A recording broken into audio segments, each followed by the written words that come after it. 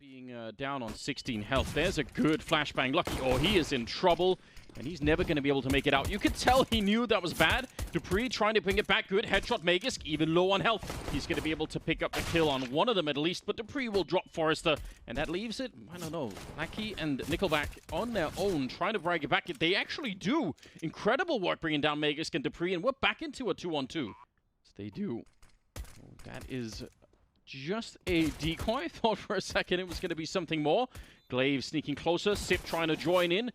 Lucky going to be picking up the one kill on GLA1VE, but Sip is here trying to clutch it in the major. Oh, he's out of bullets. Knife on the other side, but Nickelback, he's got it wrong. He's going to have to try and reload. Sip is back for revenge, and he's going to take him down. Runs for the defuse, and he should have enough time for it as well. Oh, no. Oh, no. So, screwing up grenades that you should know the lineup for 100%. Oh, questionable. That otherwise could have been a really dangerous 1-2 punch there if Lucky gets some damage and then dupreeh gets put into play afterwards. But Forrester, that was a very, very good spray that came through. GLA1VE goes down next, leaving Sip, well, just Magisk now going down. So he's on his own out here. Nickelback will take him, and we've got a third round on the board for Entropiq in spite of losing. I otherwise really like that. That smoke that they put up on the T side on the catwalk can mean anything. It could be for an A push, it could be to drop down to the CT spawn, or in this case, it could be just to look for information in the middle, which they lost a player to. Lucky with a kill on Nickelback. It's not bad. Krad will be taking down dupreeh in return, and we're in a 2-on-4 with Krad and Ilian. Well, they're going to get completely found out here. So, I would say a bit more of a slower round. I actually wish they would have committed to that mid push with the fake. Obviously, we could see that maybe would have worked out, although I still am pretty impressed that GLA1VE could see anything through that. Yeah, that's like the barest margin, the smallest of gaps, and GLA1VE was able to take advantage of it. And that's just nightmare fuel for Entropiq because you don't know if he's boosted up. You don't know how much he sees. It's pretty easy right now if you're on the T side. This is going to be key. And Lucky doesn't miss the shot. Brilliant work, but we will get that smoke wall down. They realize now that they need to push up onto the bomb site itself, and that Molotov, impeccably timed. It's drawing everything out here for Entropiq. They need to move, but these nades are buying so much time for the defense. Forrester with a good kill on Sip. Nice nade. There we go.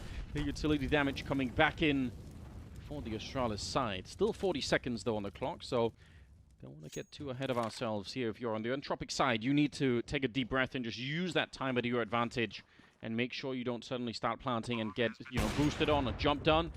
Nice Molotov there. Is he going to be able to follow it up? Lucky, he's thinking about it, trying to bait out the shot, and the Molotov's not burning him. There's one kill. Magisk with the return, but Forrester is there.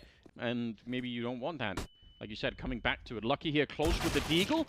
Missed the timing just a bit, and he's on his own. There's no one there to return that kill. GLA1VE, easy find. One click on Forrester. And that actually locks them into the map now. They have to go for this. They can't really backtrack across the map. So Astralis have a bit of at least an informational advantage in this play. They don't have the weapons quite, but GLA1VE is stolen that AK-47, and he's just running through T-spawn, trying to get here ASAP. Lucky with 2 great kills. That kills the flank for GLA1VE so much. He needed his teammates to be alive for that AK to have any say. He should stop running. There's no point in going for this. Save the AK and let him have this round. He wants to give Lucky the ace. Don't do it. He wants to give Lucky the ace? Lucky's got a chance? You might be right. Why is he doing this? I don't feel like this is even close to worth it. A shot from GLA1VE? But yeah, he's going to walk into Krad with that AWP line here. It looks like they're having a bit of a free ride right now, but I don't think it feels that way at all if you're on the T side.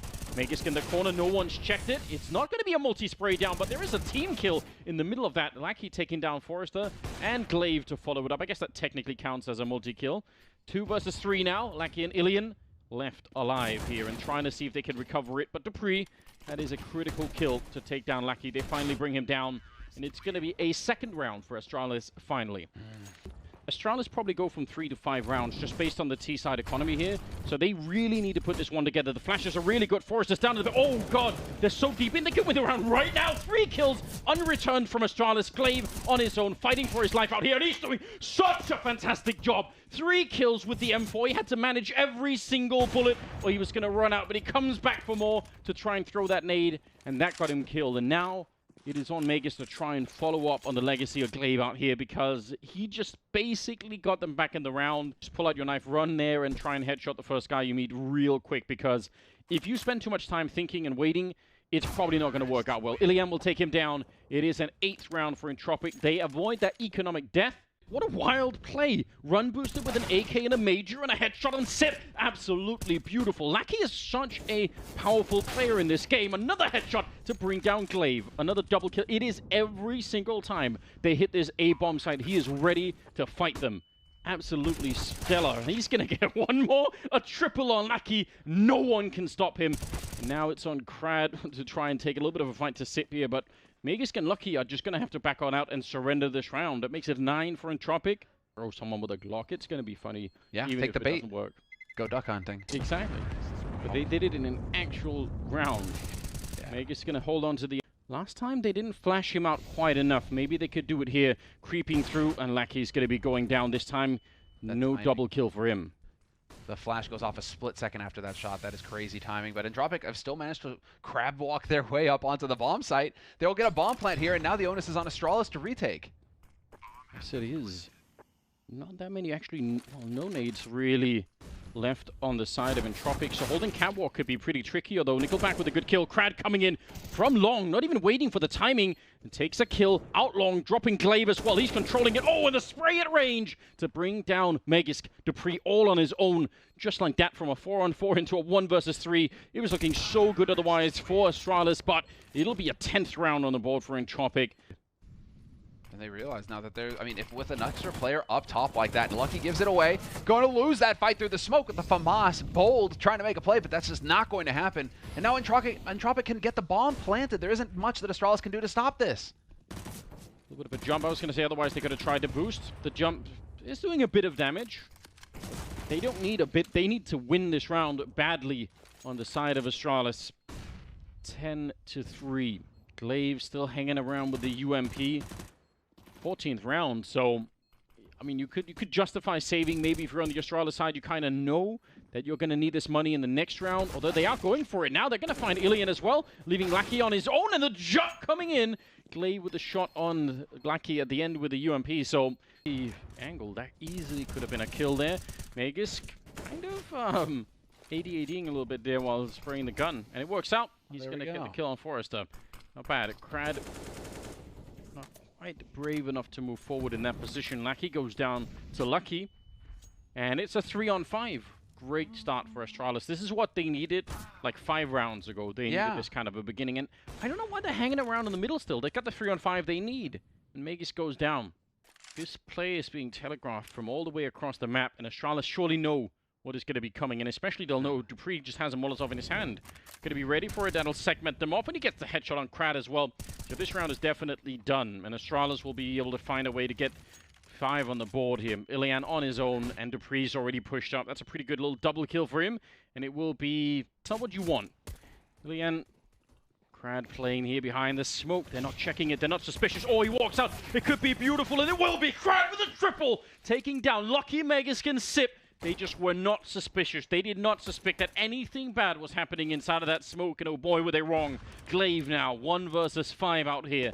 And the setup, the fact that Nickelback got that 1 kill, that is suddenly all of their attention. Their mind is just somewhere else. And GLA1VE, well, he's being held. A dualies and a USP on one side. He's going to be straight dead out here. Execution 11-5 in favor of Entropiq. Outright. Kind of a reversal of roles here, where the CT side knows what is coming for sure.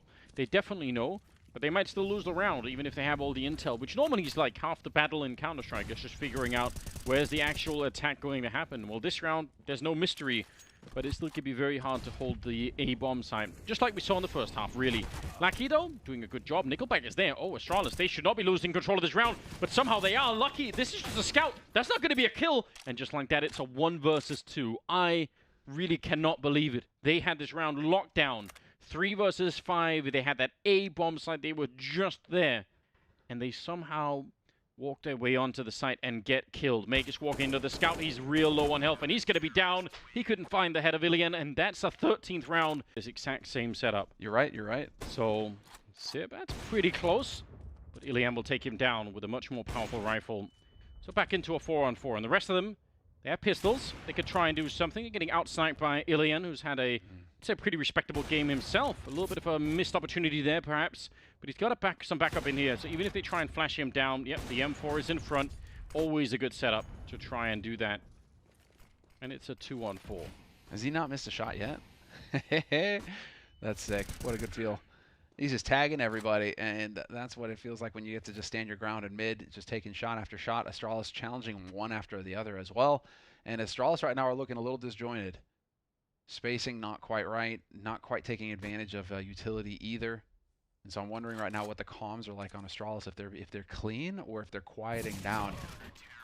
Because this is just looking like another beating, Anders. 14 to... We just wait and see where they hit. And we have to hit our shots when the time comes.